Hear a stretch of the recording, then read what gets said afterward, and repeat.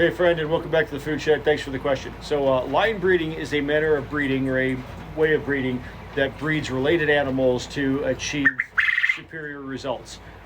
Certain animals have really good genetics, and breeding them with their offspring and or their offspring together creates a situation, or creates a lineup of genetics that helps to make the animals bigger, or whatever trait you're trying to chase. In the quail's world, what I do is, so I have this covey of 5 hens and 1 rooster, and that rooster is going to breed all of those hens and give me fertilized eggs.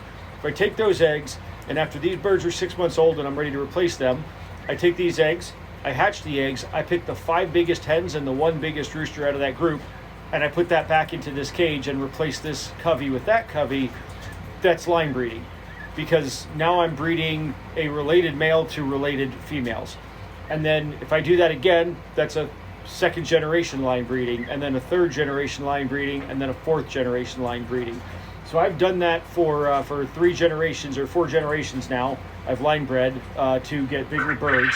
I went from birds that were originally, that light is really shining in my face. I went from birds that were originally about 12 ounces at 10 weeks old to birds that were 16 ounces at 10 weeks old. Now, I recognize that once you get too deep into line breeding with related animals, you can start to get inverse or adverse effects. Adverse effects is when people start to use the word inbreeding versus line breeding. Line breeding is done with the cause to make things better. Inbreeding has negative results, and that's how you can tell the difference between the two. But the action is the same. So to prevent that inbreeding situation or negative results with these birds that I've line bred now for 4 generations, I got these little fellers here from Thieving Otter Farm, and they are going to be my new blood that I use to introduce into this group, and then I will cross a couple of them over and then line breed again for 4 more generations, and I'll find somewhere else to get eggs from and birds from, and I'll use them instead.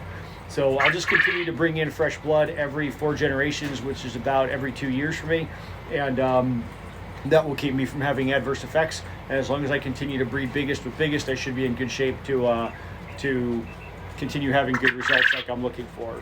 So I hope that makes sense. I hope that answers your question.